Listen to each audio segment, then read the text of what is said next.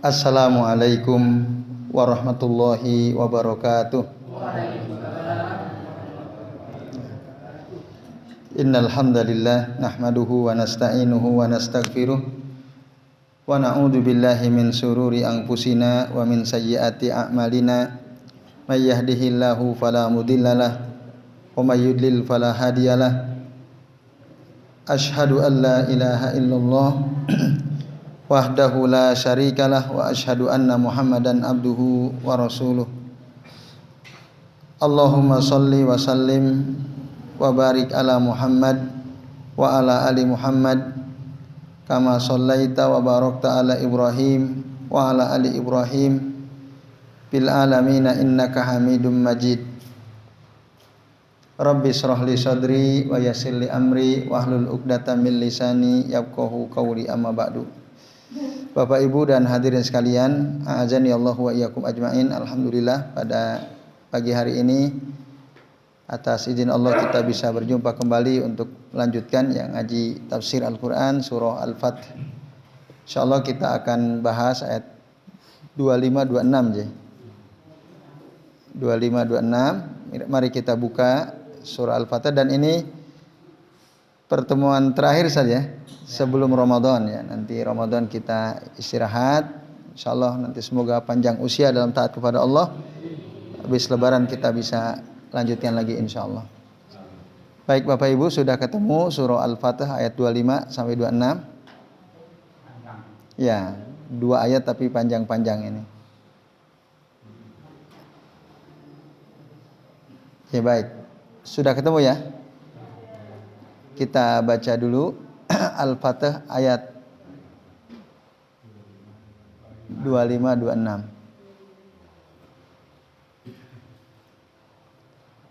Al-Fatih itu Al-Fath surah ke-48.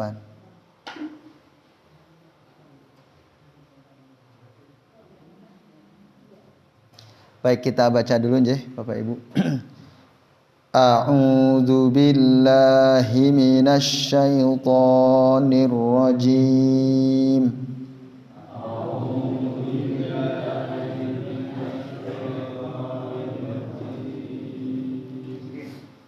Bismillahirrahmanirrahim.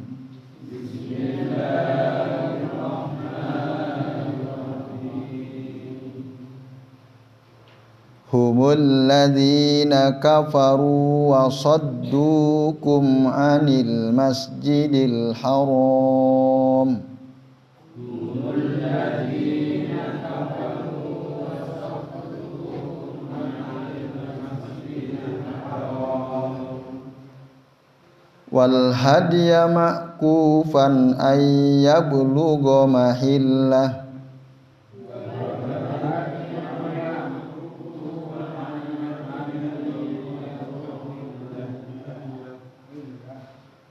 Walaula rijalum mu'minuna wa nisa'um mu'minatun walaula rijalum mu'minuna wa nisa'um mu'minat. Lam ta'lamuhum an tata'uhum fatusibakum minhum ma'arratum bighairi ilm.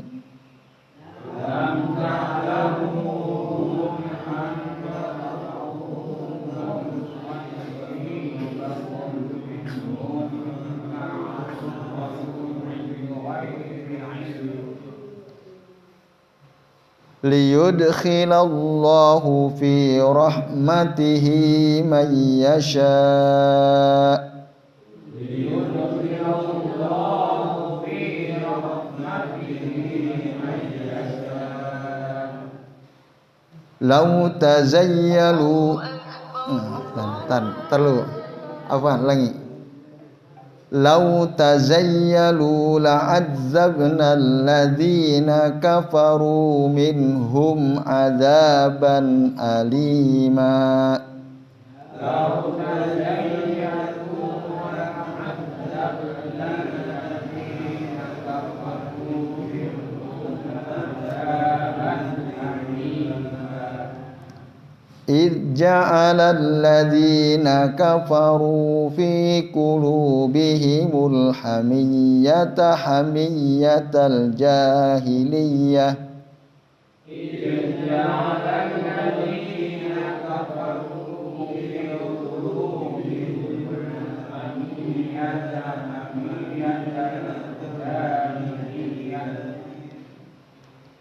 فأنزل الله سكينته على رسوله وعلى المؤمنين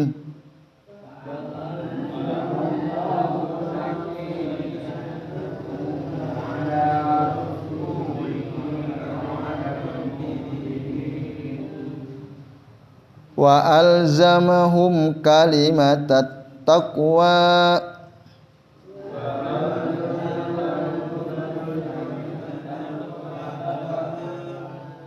وكانوا أحق بها وأهلها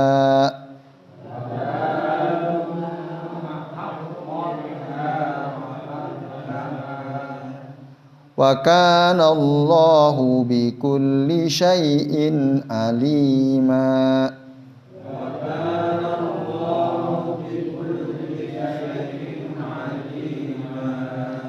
Subhanakallahumma wa bihamdika asyhadu an la ilaha illa anta astaghfiruka wa atubu ilaik.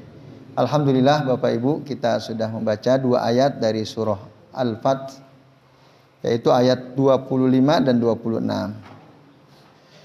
Nah, Bapak Ibu dan hadirin sekalian, konteks ayat ini masih berbicara tentang proses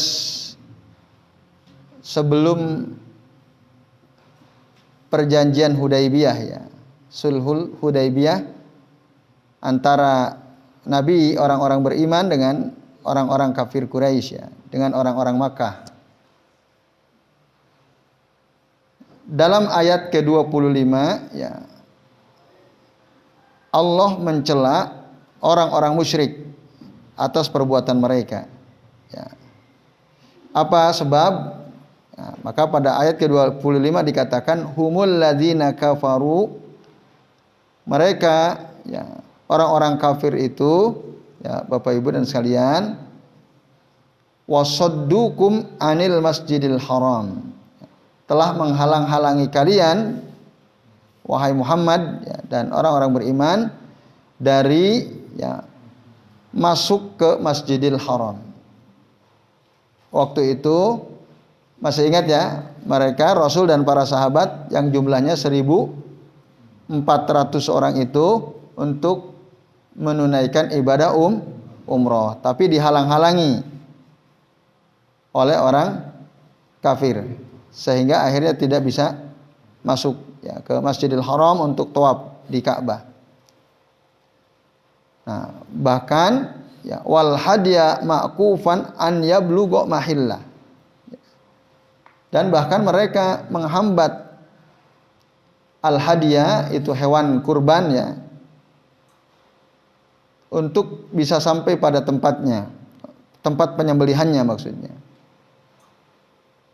Itu perbuatan buruk orang-orang Makkah, ya, kafir Quraisy terhadap Nabi dan para sahabat, yang padahal waktu itu jumlahnya Rasul cukup banyak sebenarnya.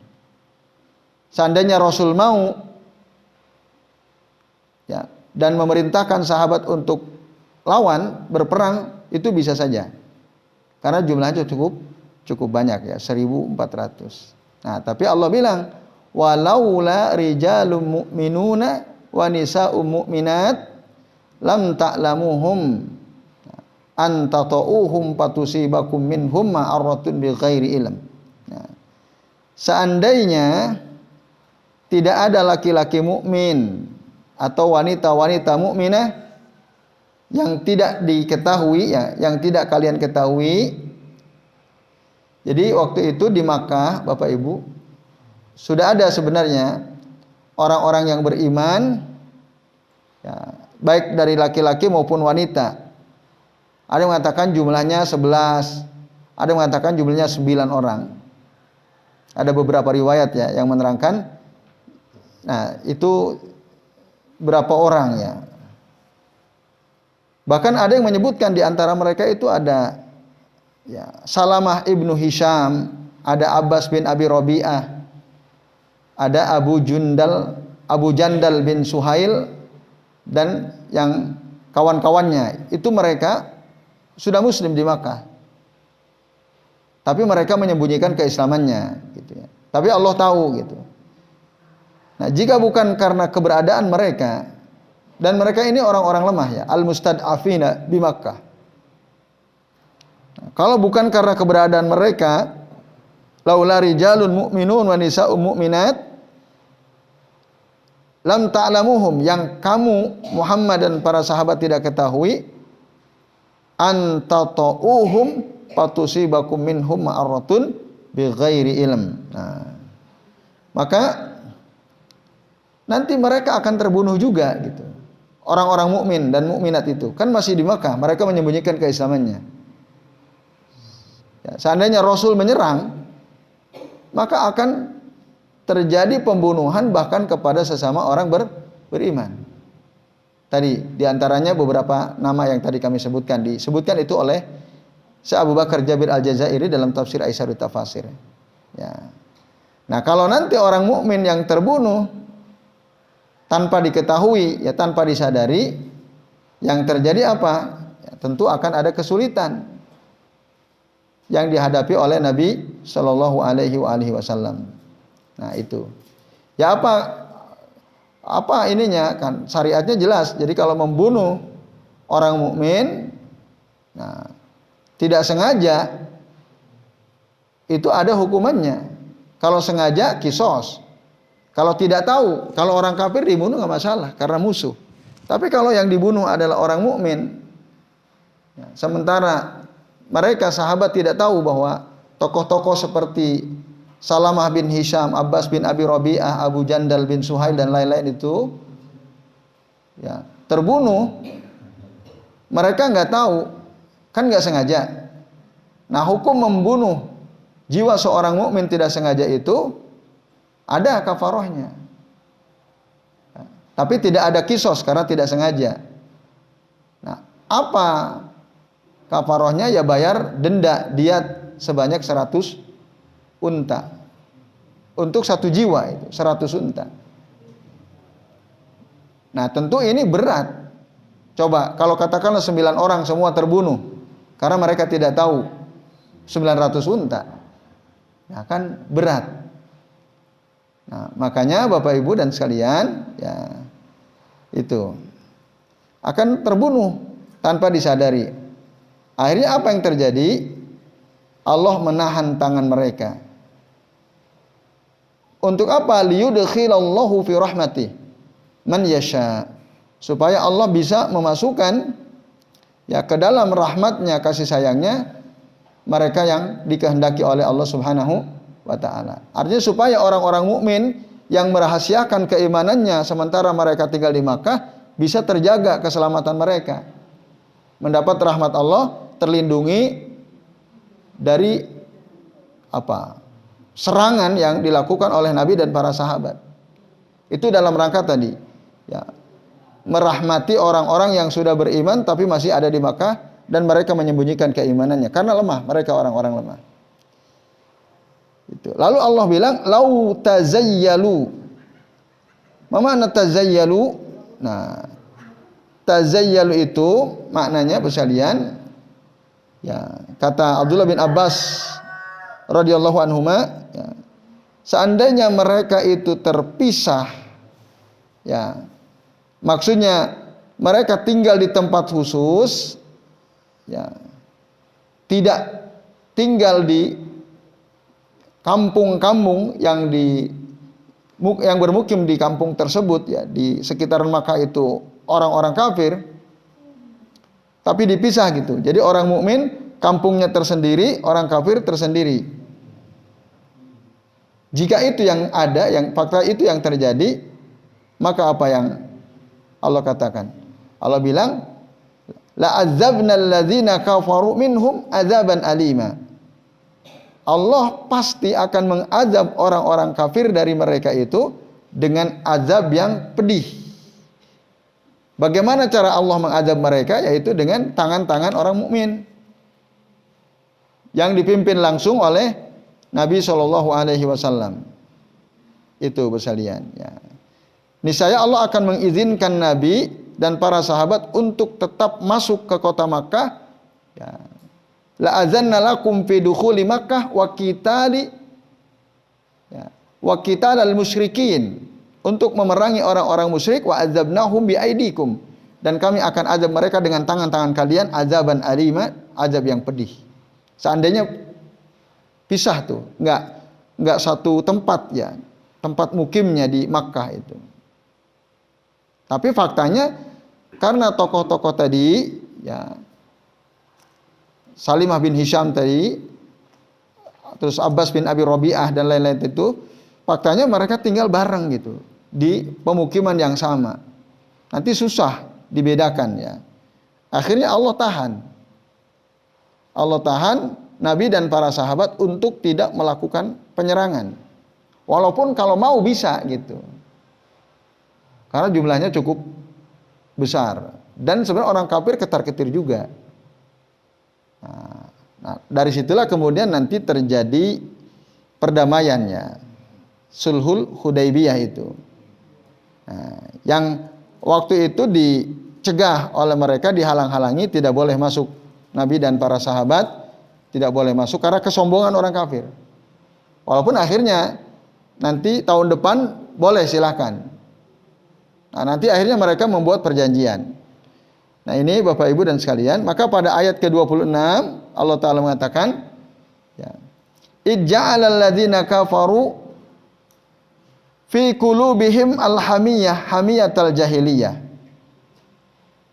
Jadi Allah menjadikan ya, orang-orang kafir itu sekalian, mereka menanamkan kesombongan dalam hati mereka. Jadi mereka bersikap sombong kepada Nabi dan para sahabat ya, dengan menghalang-halangi mereka untuk melakukan ibadah umroh. Itu. Jadi di antara sifat sombong mereka disebutkan ya dalam tafsir Aisyarut Tafasir. Nah, min sifati ini, kesombongan ini min sifati ahli jahiliyah faqad qalu, mereka berkata apa? Kaifa nasmahu lahum bidukhuli biladina. Bagaimana mungkin kami mengizinkan mereka, maksudnya Muhammad dan para sahabat, masuk ke negeri kita? Wa qad qatalu abna'ana wallata wal uzza ma dakhalu alaina abadan, kata mereka. Sementara mereka telah membunuh anak-anak kita, ya, menghina Lata, menghina Uzza, maka mereka tidak akan pernah masuk selama-lamanya, katanya. Nah, itu kesombongan orang-orang musyrik kala itu. Nah, secara natural tentu ketika mereka bilang begitu, bisa saja Rasulullah dan para sahabat itu marah. Tapi apa? Allah bilang, fa anzalallahu sakinatahu ala rasulihi wa alal mu'minin.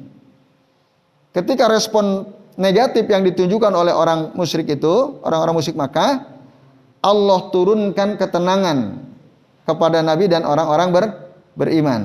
Ya. Jadi mereka, Rasul jadi tenang. Artinya, oke, Rasul bisa menerima ya sifat sombong mereka.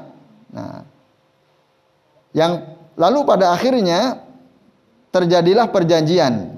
Ya, perjanjian antara orang-orang mukmin dan orang-orang musyrik.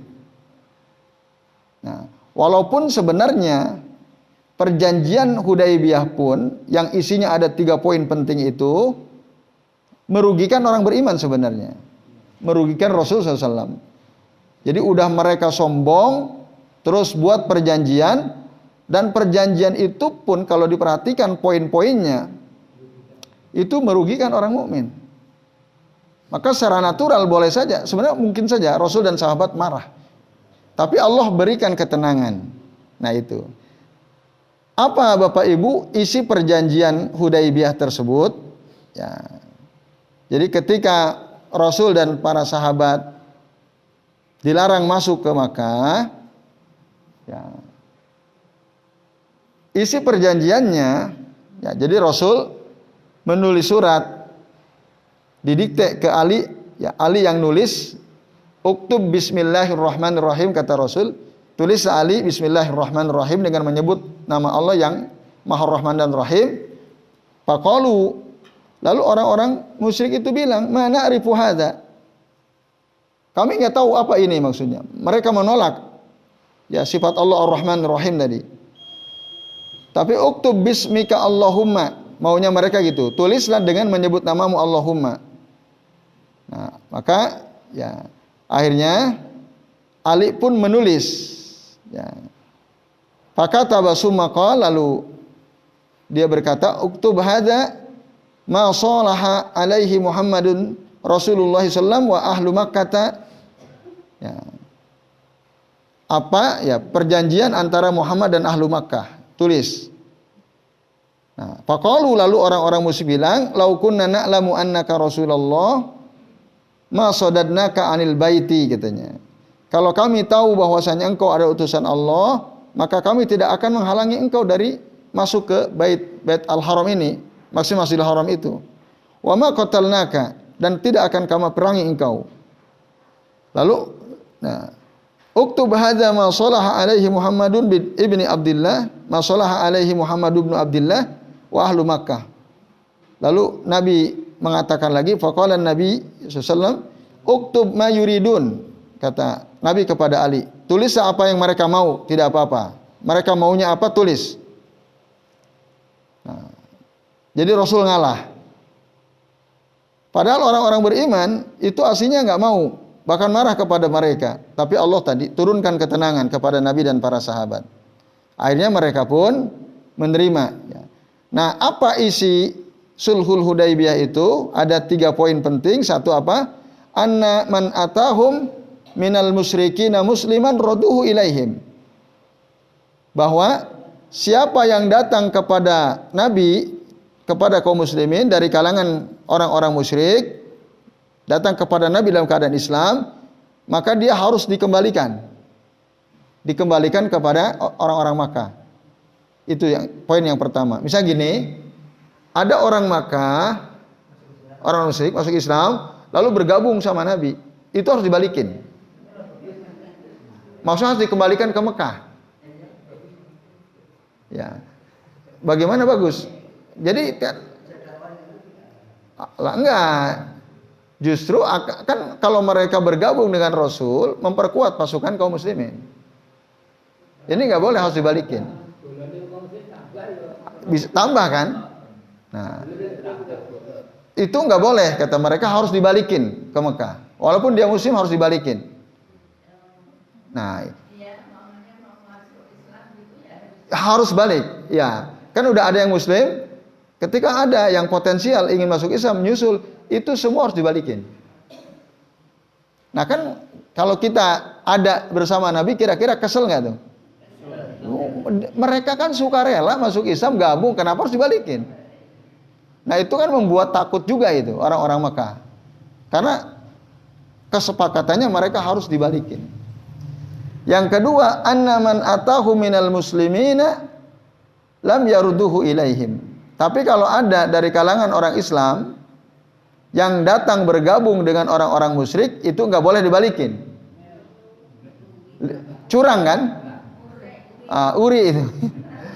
Jadi kalau yang bersama Nabi ada yang bergabung dengan orang-orang musyrik di Makkah, itu nggak boleh dibalikin. Jadi harus dibiarkan. Harus dibiarkan. Curang. Nah, secara alamiah pasti akan marah itu. Maka sahabat pun maunya marah.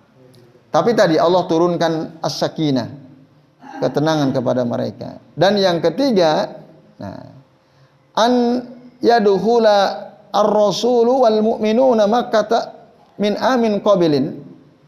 Jadi Rasul kalau mau masuk Makkah bersama orang beriman silakan, tapi min amin mukbil, tahun depan, tidak sekarang. Itu pun diberi, ya, wa yuqimuna biha salasata ayyamin la ghair. Itu pun hanya diberi jatah 3 hari. 3 hari, tidak boleh lebih. Ya. Padahal perjalanan berat itu dari Madinah ke Makkah itu kan 500 kilo. Dulu belum ada mobil naik unta itu. Hanya dikasih kesempatan 3 hari.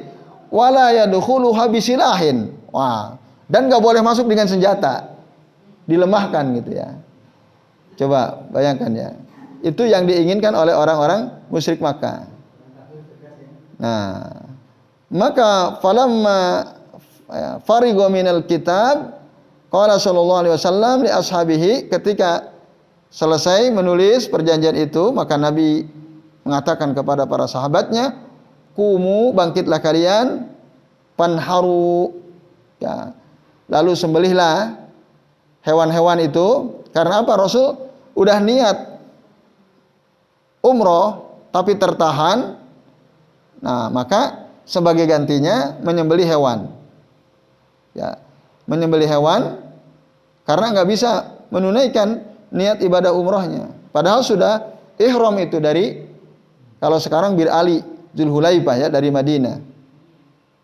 Tapi karena terhalang, akhirnya supaya ibadahnya tetap ya sah karena terhalang, maka boleh diganti dengan menyembelih hewan kurban, nahar tadi panharu summa. Kemudian kata Rasul, ya, ihliku, potonglah rambut kalian. Artinya tahallullah kalian.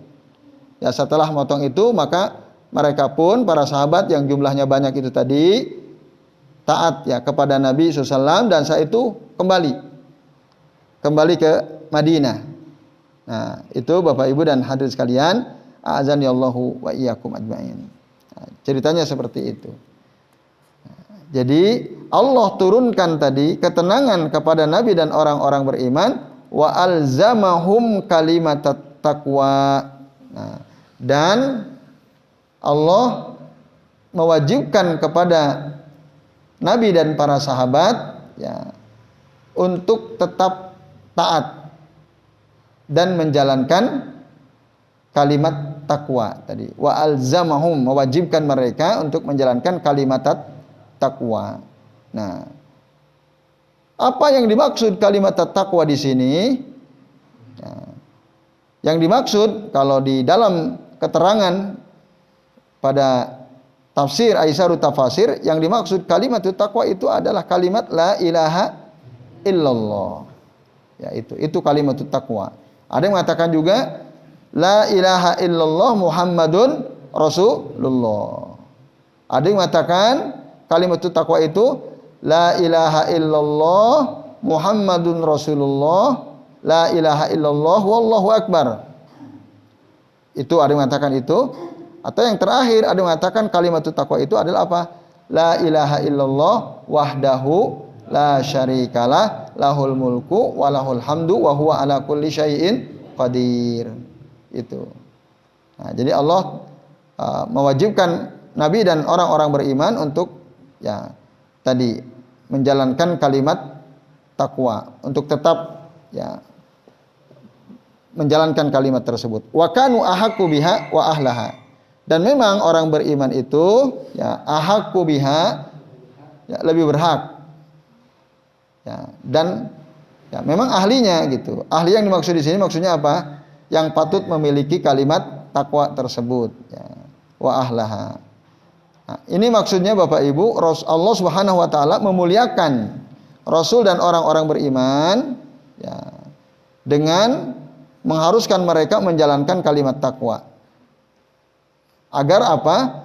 Agar mereka bisa menjauhkan diri mereka dari kesyirikan, menjauhkan diri mereka dari azab baik di dunia maupun di akhirat. Dan memang mereka berhak untuk mendapatkan keselamatan dari azab baik dunia maupun akhirat itu. Ya, orang mukmin itu ahaqqu biha, dan mereka ya yang patut mendapatkan keselamatan itu. Itu ajdar min ghairihim bi kalimati tauhid. Jadi mereka lebih pantas daripada yang lainnya dengan kalimat tauhid tersebut. Nah, dan tentu saja wa kana Allahu bikulli syai'in alima. Jadi Allah Maha mengetahui segala sesuatu. Siapa yang pantas Dan siapa yang tidak pantas untuk mendapatkan kemuliaan ini ya, kalimatut taqwa. Nah, ini Bapak Ibu dan hadirin sekalian, a'azanillahu wa iyyakum ajmain, akhirnya tidak jadi peperangan. Peperangan tidak jadi, yang terjadi perdamaian, Rasul kembali ke Madinah, dan itu kita sudah bahas pada sebelumnya kan. Mendapatkan kemenangan besar, menaklukkan benteng Khaybar orang-orang Yahudi. Nah, itulah nanti awal mula penaklukan yang banyak di masa-masa yang akan datang. Dan ya, kita juga sudah bahas pada sebelumnya, akhirnya Makkah pun ditaklukkan juga pada tahun ke-8 Hijriah. Ini tahun ke-6 Hijriah ya, terjadi Sulhul Hudaybiyah. Jadi 2 tahun kemudian Makkah pun ditaklukkan oleh Nabi dan para sahabat. Nah, ini Bapak Ibu dan hadirin sekalian, jadi butuh proses, butuh kesabaran ya. Dan Nabi tentu saja taat terhadap semua apa yang Allah perintahkan. Jadi ini Bapak Ibu ya, keterangan tafsir dari 2 ayat surah Al-Fat ayat 25 dan 26. Nah, lalu kesimpulannya apa Bapak Ibu? Kesimpulannya diantaranya apa? 1 ya, ayat tadi menjelaskan hukum orang yang tertawan atau terhalangi untuk melakukan ibadah ke Masjidil Haram, ya entah itu haji atau umroh. Nah, kalau mereka terhalang untuk melakukan ibadah haji dan umroh, maka ya, fa innahu yatahallalu bidabhi hadyin wa ya'udu ila biladihi. Maka dia yang terhalang itu boleh bertahallul dengan cara sebelumnya menyembelih hewan kurban tadi. Setelah itu baru kembali ke negerinya. Di mana menyembelihnya? Ya, di tempat di mana mereka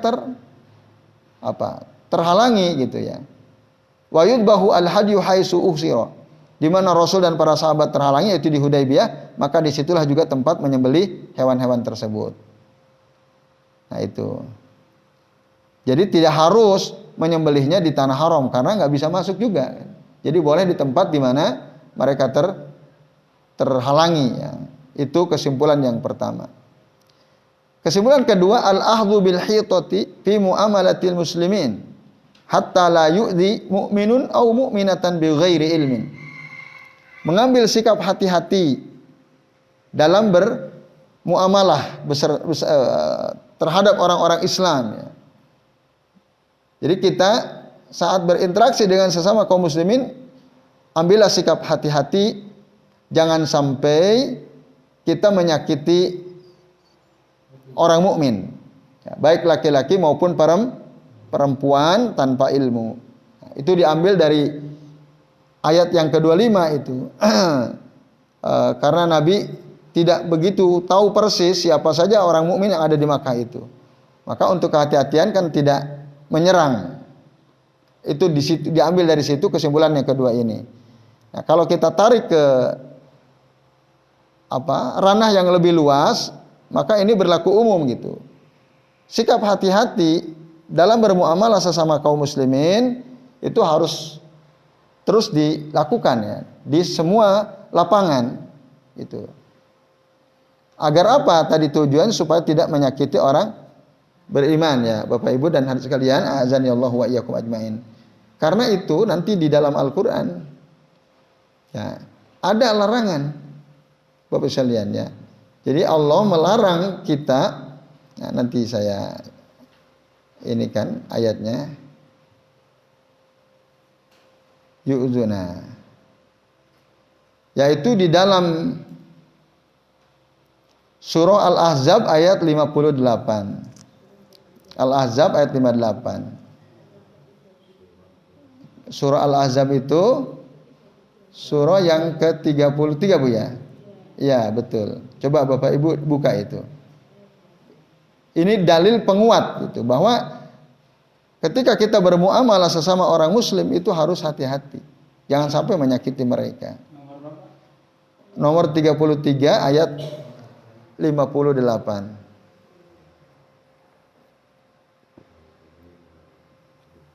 Nah, gimana ayatnya? Walladzina yu'zunal mu'minina wal mu'minat bighairi maktasabu faqad ihtamalu buhtanau wa ismam mubina. Nah itu. Ya. Jadi orang-orang yang menyakiti orang mukmin baik laki-laki maupun perempuan, menyakitinya dengan perkataan atau perbuatan, padahal ya tidak ada dosa yang dilakukan oleh mereka. Nah, maka orang yang seperti itu sungguh faqadih tamalu buhtana. Mereka telah memikul buhtan. Buhtan itu ya, buhtan itu kebohongan atau fitnah. Kalau bahasa kitanya fitnah. Bahasa fitnah kan kita sering dengar ya. Fitnah itu lebih kejam daripada pembunuhan gitu ya. Bapak Ibu, kalau kita mendengar istilah fitnah, yang ada di pikiran kita apa? Menuduh seseorang tanpa bukti kan gitu. Itu aslinya dalam bahasa Arab buhtan itu. Menuduh tanpa bukti itu buhtan. Ya, atau menjelek-jelekan seorang mukmin tanpa ada buktinya, hanya berupa tuduhan-tuduhan saja, itu buhtan. Maka faqad bahat tahu. Itu kan kata Nabi. Ketika beliau jelaskan tentang gibah. Gibah itu zikruka akhoka bima yakroh, kata Nabi. Kamu menyebut saudaramu dengan sesuatu yang tidak disukai oleh dia, seorang mukmin. Nah, lalu sahabat bilang, bagaimana jika keburukan itu ada pada diri mereka? Nah iya, di situlah faqadi kita tahu. Kamu telah menggibah mereka, menggibah dia. Walaupun memang betul ada keburukan itu pada orang tersebut. Lalu kita omong-omongin ya. Kita bahas ya. Itu faqadi kita tahu. Tapi jika keburukan yang kita bahas tentang seseorang itu tidak ada, faqad bahat tahu, kata Rasul. Maka sungguh dia telah melakukan buhtan itu. Bahat tahu itu menuduh tanpa bukti. Faqadih tamalu buhtanan wa ismam mubina, dan dosa yang nyata. Nah, ini Bapak Ibu, surah apa ini? Surah Al-Ahzab ayat 3 ayat 58 ini menerangkan apa? Tentang bahwa larangan Allah supaya kita tidak menyakiti orang-orang mukmin. Itu. Maka harus hati-hati. Yaitu, dan yang terakhir, sekalian, kesimpulan yang kita bisa ambil, kata saya Abu Bakar Jabir Al-Jazairi, bayanu anna kalimat taqwa hiya la ilaha illallah.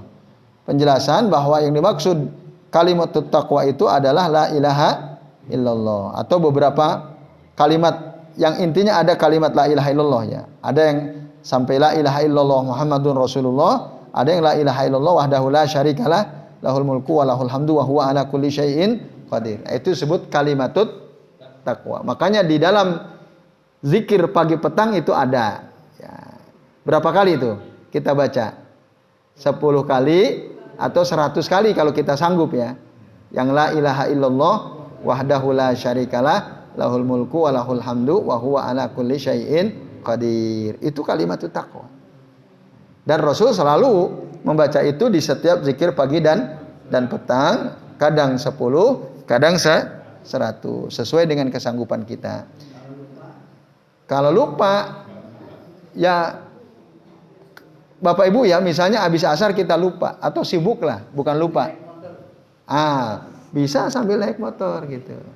Sambil kita beraktivitas.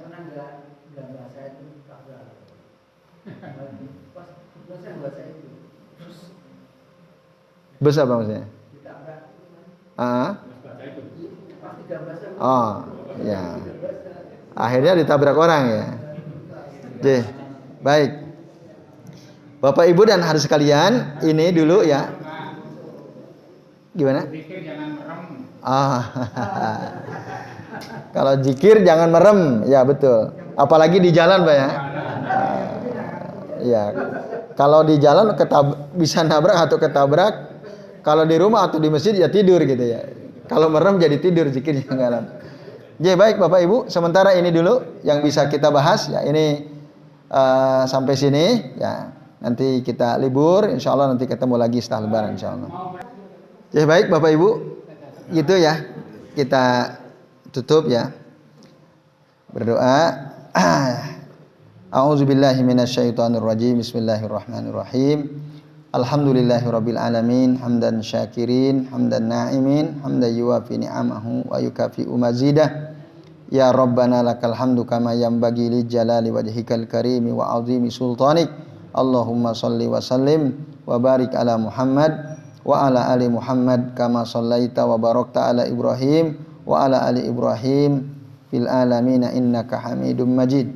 Allahumma qsim lana min khasyatika ma yahulu bainana wa baina ma'asika wa min ta'atika ma yuballighuna bihi jannatak wa minal yaqini ma yuhawwinu bihi alaina musibatid dunya.